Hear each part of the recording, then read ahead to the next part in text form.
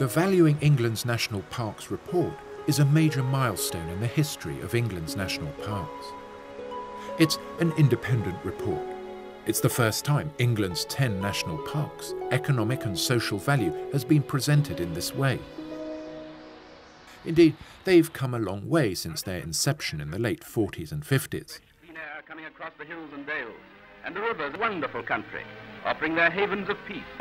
But as ever, the landscape is still changing. The fell land where men can hazard in glorious freedom. The national parks only have a future if they have an economic future. The only way, in my view, that the English national parks will survive is if they're living and breathing entities. They reflect the interests of the community, they reflect the interests of the visitor. And this report certainly helps that direction. This report outlines their economic contribution and social benefits. It sets out future strategies for national park economies to grow in a sustainable way. Their contribution to the national economy is between 4 and 6 billion pounds. That's the equivalent of a city such as Plymouth or Sunderland, or indeed the entire UK aerospace sector. That's really just the tip of the iceberg, because the influence of the national parks goes beyond their borders. The value of rural tourism in this country is 12 billion. So actually, the national parks make up something like a third of the rural tourism economy in terms of their importance and the extent of their spend.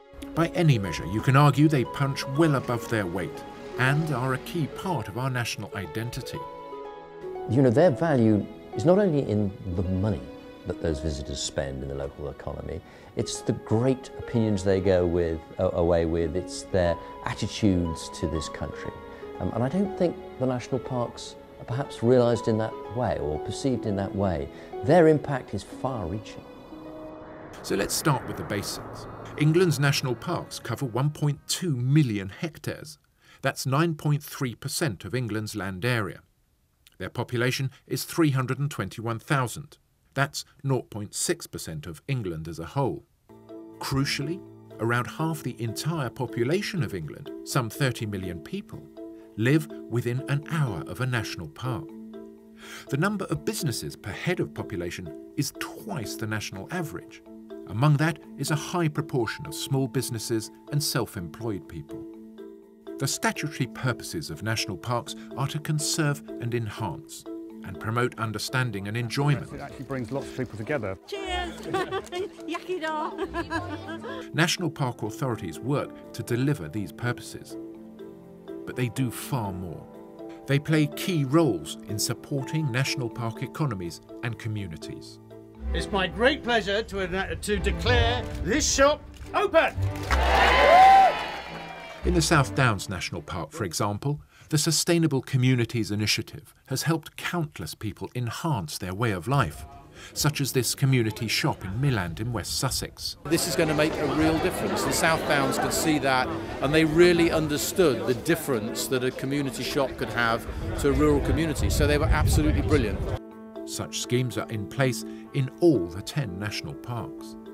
In Dartmoor, the National Park Authority has made solid friends among park users. For me, Dartmoor's a winning landscape because of the variety of terrain and also just the unpredictability. You can come up here one day and it's just shrouded in mist, and you can come up on another day and see for miles, and you can just be alone, sort of with your thoughts, and just have a really good day out. The National Park authorities also spend on goods, employment and services. There's an annual government grant of £50 million. That's less than £1 per year for every person in England. The money is pumped into the local economies and contributes up to 1,500 jobs. But on top of the £50 million, the national parks also bring in an additional £24 million to their local economies. That brings the total to £74 million. But the challenges they face in a time of shrinking budgets cannot be underestimated. Take farming, for example.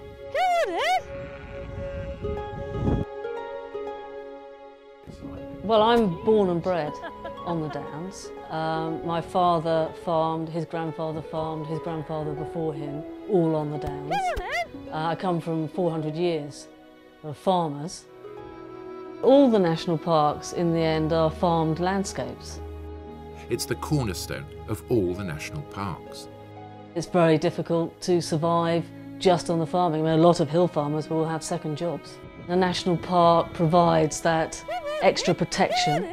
I think they help to attract in additional funding, grant schemes which both increase the biodiversity whilst helping the farmer with their income, increased emphasis on local food, branding, more access to local markets. There's all sorts of ways I think that they can help.